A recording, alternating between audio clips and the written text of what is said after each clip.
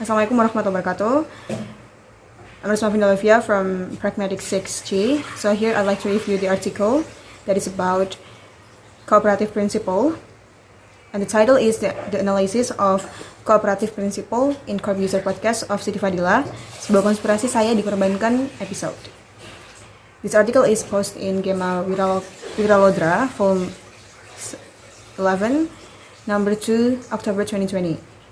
So, for the objective itself, it is for investigating the flooding and violating of maxims appears within the podcast of the Corp User with Siti Fadila Supari, the former of Indonesian Health Minister, which entitled Siti Fadila Sebuah Konspirasi Saya Dikorbankan.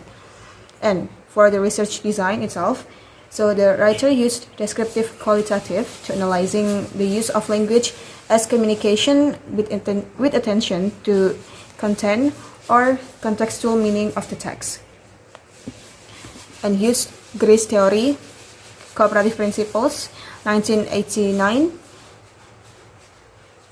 1967. So, cooperative principle is a concept introduced by Grace, which explains the cooperative interaction of two parties in a conversation and the other forms of language to develop a common set of purposes. In other words, the cooperative principle guides people to communicate something in proper contribution, so there will be a meaningful conversation. The first is making of quantity, which associate with the amount of information.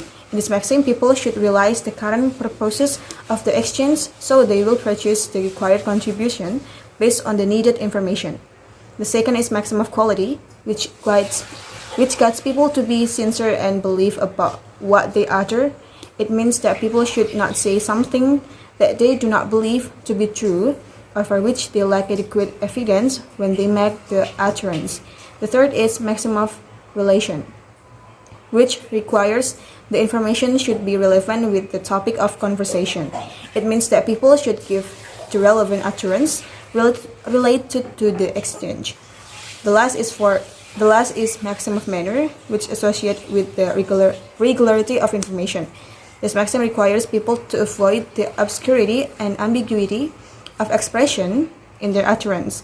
After that, the utterance should be delivered in brief and orderly. It means that people should avoid the unnecessary prolixity or verbosity of utterance. The source of data is the podcast video of the Corp User and Siti Fadila Sebuah Konspirasi Saya Dikorbankan episode. So there are three phases in collecting or analyzing this data. The first one is collect data, that is watching the podcast video and transcribing the utterances in written form. The second is identify the maxim, which involves the flooding and the violating within the podcast. And the last is interpret the data using the cooperative principle theory from Grace. And for the result in research, here, as you can see in the table, there are the summary of flooding the maxims and the summary of violating the maxims. For the flooding itself, the most data appears often is quantity, which 29 times appears. And for the violating, the most data is quality with 3 times frequency. So as you can see in the slide of the flooding the maximum of quantity, jadi said, kalau ibu mengatakan bahwa ibu pada saat itu dipenjara akhirnya karena sebuah tuduhan korupsi, artinya kan semua yang ibu katakan itu mengandung resiko. Artinya ibu dijebloskan karena sesuatu sebenarnya itu yang ibu percaya. Itu yang ibu percaya. Lalu, then Siti Fadila said, ya menurut saya mempunyai suatu sikap itu mengakibatkan saya dipenjara. And all the rest of utterances that highlight in red, that is the flooding of the maxim, because that part is unnecessary. So this part is started when Daddy tries to conclude the information Siti Fadila shares previously. He asks her confirmation that she is present because of the accused corruption case, which means what actually she shares in the podcast contains the risk. Following that, Siti Fadila presents the sufficient information by saying it clearly, and menurut saya. Saya mempunyai suatu sikap yang sikap itu mengakibatkan saya dipenjara. This part is started when Daddy tries to conclude the information Siti Fadilah shares previously. He asks her confirmation that she is present because of the accused corruption case, which means what actually she shares in a podcast contains the risk. Following that, Siti Fadilah presents the sufficient information by saying it clearly in ya, menurut saya, until saya dipenjara. In short, she confirms that the statement are true to her, but she adds the other contribution by providing the further explanation in tapi saya tidak menyesal karena sikap saya untuk melindungi rakyat saya. Saya berbuat itu adalah bukan untuk saya. Until kalau dihitung itu berapa ribu triliun untuk kerugian. So in this case, she asserts that she is present because she has taken crucial decision. She also explains that she doesn't regret for taking the decision because it is for the society importance.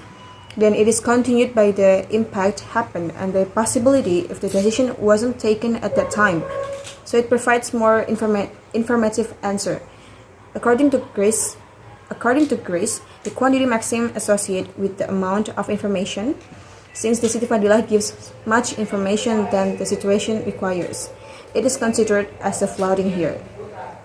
And for the violating maxim itself, that is the maximum of quality, which often appears in the analysis. As you can see in the slide, the dialogue is when did he question about, tapi kenapa ibu masih berani bicara sekarang?